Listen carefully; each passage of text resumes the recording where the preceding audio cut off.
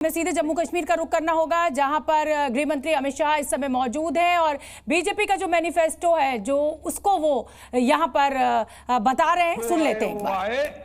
हम गुर्जर, बकरवाल और पहाड़ी के आरक्षण को आपको छूने नहीं देंगे, ये बात आप याद रखें। ये भारतीय जनता पार्टी का संकल्प है। भाई और बहनों, ग्रास रूट डेमोक्रेसी, पहले डेमोक्रेसी 3 परिवारों में सीमित होकर रह गई थी। ना पंचायत चुनाव होते थे, ना तहसील पंचायतें बनती थी, ना जिला पंचायतें होती थी। भारतीय जनता पार्टी की सरकार ने ग्राम पंचायत, तहसील पंचायत, जिला पंचायत और म्यूनिसिपैलिटी के चुनाव कर पंचायती राज को बहाल करने का काम किया है और यहां लोकतंत्र को प्रस्थापित किया है।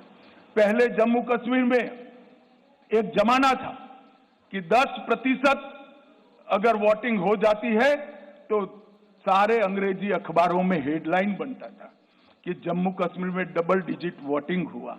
आज मैं बताना चाहता हूं, ब्लॉक विकास परिषद के चुनावों में 98.3% और अभी जो हुआ आम चुनाव उसमें 58.46% वोट, जो रिकॉर्ड वोट है, जो बताता है कि घाटी और जम्मू दोनों की जनता लोकतंत्र के साथ है। बम की परछाइयां, धमाके, मशीन गनों की आवाज कश्मीर में लंबे समय तक सुनी गई। ये 10 साल में धारा 370 हटाने के बाद विशेष रूप से यहां के सुरक्षा परिदृश्य में आमूलचूल परिवर्तन हुआ है। पहले कुल घटनाएं 7217 10 साल में हुई थी, 4 से 14 में, 14 से 24 में सिर्फ 2272 पर आकर अटकी और वो 70% की कमी बताती है।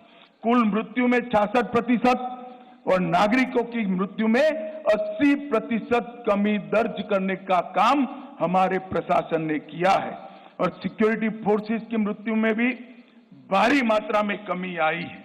और इसके साथ जो आम जनों के साथ जुड़ा हुआ है, ऑर्गेनाइज टाउन पेल्टिंग 2010 के मानांक को पकड़े तो 2654 घटनाएं थी।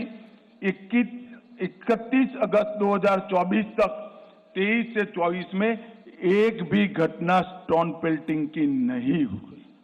ऑर्गेनाइज हड़ताल पहले 132 थी, पाकिस्तान में बैठकर हड़ताल का नारा देते थे, घाटी बंद हो जाती थी। 132 के बनाम एक भी बंद नहीं हुआ है। स्टोन पेल्टिंग में नागरिकों की मृत्यु 112 हुई थी।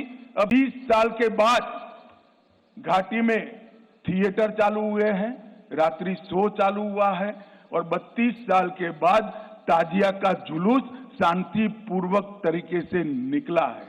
अमरनाथ की यात्रा हो या मां वैष्णो देवी की यात्रा हो, रिकॉर्ड तोड़ यात्रिकों ने जम्मू कश्मीर की विजिट की है और यहाँ के टूरिज्म में बहुत बड़ा बदलाव आया है और बढ़ोतरी हुई है।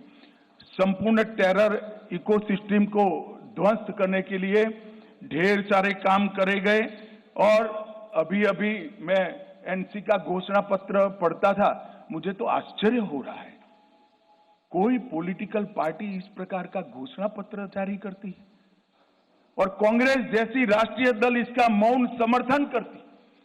मैं राहुल गांधी जी को पूछना चाहता हूं कि आप देश की जनता के सामने और जम्मू कश्मीर की जनता के सामने स्पष्ट करें, आपका मौन धारण करने से कुछ नहीं होता। क्या नेशनल कॉन्फ्रेंस के एजेंडा के साथ कांग्रेस पार्टी सहमत है या नहीं है? आप हाँ या ना में जवाब दीजिए। मुझे मालूम है वो नहीं देंगे, मैं बता देता हूं वो पूर्णतया सहमत है। क्या एजेंडा है?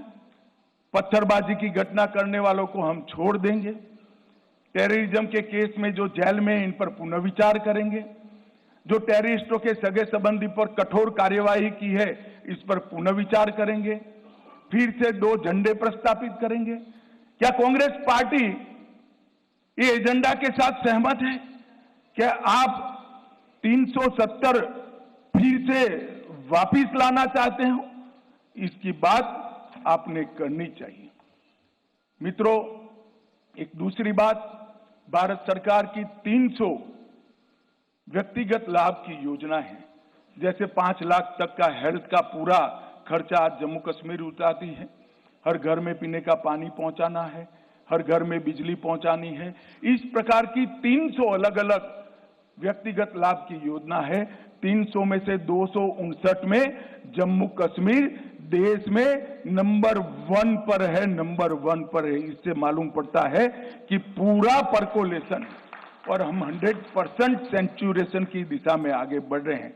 अगर जम्मू कश्मीर की जनता हमें मैंडेट देती है तो मैं विश्वास के साथ कहना चाहता हूं कि अगले 2 साल में 100% सेचुरेशन हम कर दिखाएंगे।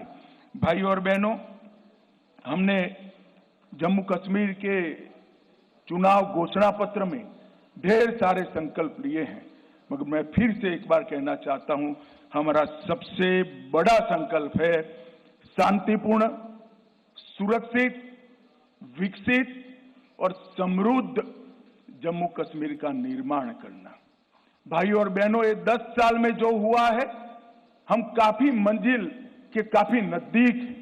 एक बार जम्मू कश्मीर की जनता का, आवाम का अगर हमें आशीर्वाद मिल जाता है तो मैं भरोसे से कह सकता हूं, भारत के बाकी हिस्सों की तरह यहां के बच्चे भी भारत के विकास में योगदान भी देंगे और जम्मू कश्मीर में सच अर्थ में स्वर्ग बनाने का काम यहीं के युवा करेंगे।